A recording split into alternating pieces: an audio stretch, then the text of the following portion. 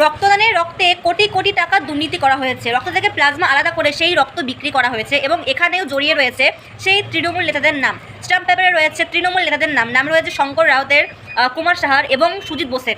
ইতিমধ্যে প্রায় 12টি বেসরকারি ব্লাড ব্যাংক স্বাস্থ্য দপ্তরের নজরে এসছে এবং আমাদের স্বাস্থ্যমন্ত্রী সারদা মুখার্জি তিনি আমাদের মুখ্যমন্ত্রী শুভেন্দু অধিকারী মহাশয়কে আর্জি জানিয়েছে যে এই দুর্নীতি তদন্ত করা হোক। সঙ্গে ভবানীপুরের হেলথ পয়েন্ট ব্লাড ব্যাংক সরকার গতকালকেই বন্ধ করে দিয়েছে, কারণ রক্তদান দুর্নীতিতে এই ভবানীপুর অনেকটাই এগিয়ে রয়েছে।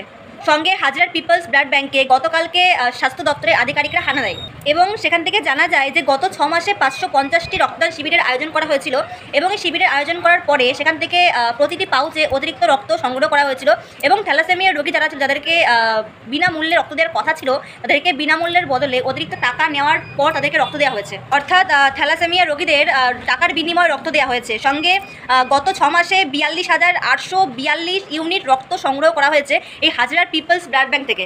আচ্ছা, এবার আপনারা শুনুন যে আমাদের স্বাস্থ্যমন্ত্রী সারদা মুখার্জি তিনি এই বিষয় নিয়ে ঠিক কী বলছে।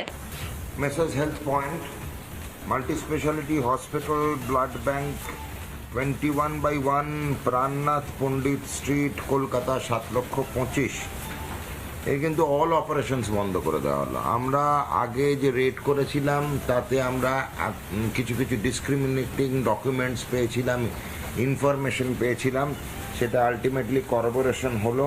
3.5 ক্রোর্সের লাস্ট বিজনেস হয়েছে। এখন অবধি যেটুকু বিজনেস দেখেছি, ব্রেকআপ কত ছিল, কত রেটে বিক্রি করলো, আমাদের পারমিশন নিয়েছে কিনা, ভিন রাজ্যায় গেল যখন তার সেটাও তো কোল্ড চেন মেনটেন করছে। 3.5 কোটি টাকা সন্দেহজনক ব্যবসা হয়েছে। হ্যাঁ, যারা যারা এই মুহূর্তে আমার ভিডিওটা দেখছেন এবং আপনাদের মধ্যে যদি কেউ তৃণমূল সাপোর্টার হয়ে থাকে তাহলে প্লিজ আমাকে জানিয়ে যাবেন যে এই যে শঙ্কর রাওয়াত, কুমার সাহা এবং এই যে সুজিত বোস বা এই সমস্ত তৃণমূল নেতা, এদেরকে আমরা ঠিক কী বলবো? মানে রক্তে যে এত পরিমাণে যে কোটি কোটি টাকার দুর্নীতি করা হয়েছে, তো এরপরে তৃণমূল কংগ্রেসকে আমাদের ঠিক কী নাম দিলে ভালো হবে? মানে তারা এখন তো বলাই যায় যে তৃণমূল কংগ্রেস হচ্ছে রক্তচোষা তৃণমূল। এবং যারা আমার ভিডিও দেখতে ভালোবাসেন, যারা আমাকে প্রতিনিয়ত সাপোর্ট করে চলেছেন, তাদের কাছে আমি জানতে চাইবো যে এবার প্লিজ আপনারা আমাকে বলুন যে ঠিক আর কী কী দুর্নীতি করতে বাদ রেখেছে তৃণমূল কংগ্রেস, আর ঠিক কী কী দুর্নীতি করতে এই তৃণমূল কংগ্রেস বাদ রেখেছে।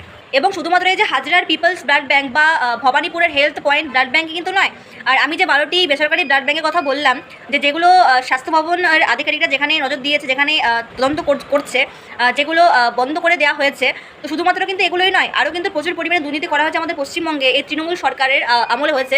প্লাস আমাদের বিজেপি সরকারের আমলেও আমাদের পশ্চিমবঙ্গে যে সমস্ত তৃণমূল নেতারা এখনও এমপি এমএলএ পদে বসে রয়েছে, যারা এখনও এই যে পঞ্চায়েত বা অঞ্চল বা মেম্বার রয়েছে, তো এখনও কিন্তু দুর্নীতি চলছে। এবং অবশ্যই আমার চ্যানেলটাকে সাবস্ক্রাইব করতে, ফলো করতে হবে, তাহলে এইরকম দুর্নীতির খবরগুলো আমি সবার আগে আপনাদেরকে দেবো। এবং কিছুদিন আমি প্রচুর পরিমাণে অসুস্থ ছিলাম, মানে শরীর খারাপের জন্য আমি ঠিক করে ভিডিও দিতে পারছিলাম না। প্লাস আমি এখন বাড়িতে আছি, যার জন্য ঠিকভাবে সময় হচ্ছিল না ভিডিও দেওয়ার। বাট এই মুহূর্তে আমি সুস্থ আছি, প্লাস আমি ফ্রি আছি, তো আমি চেষ্টা করবো যে প্রতিদিনের আপডেটটা দেওয়ার। তো অবশ্যই আমার চ্যানেল নতুন হলে অবশ্যই আমাকে ফলো করে বা সাবস্ক্রাইব করে রাখবেন এবং কে কোত্থেকে ভিডিওটা দেখছেন অবশ্যই কমেন্ট করে জানাবেন। সঙ্গে ভিডিওটা প্রচুর পরিমাণে শেয়ার করবেন এবং ভিডিওটা কেমন লাগলে অবশ্যই কিন্তু কমেন্টে করে জানাবেন।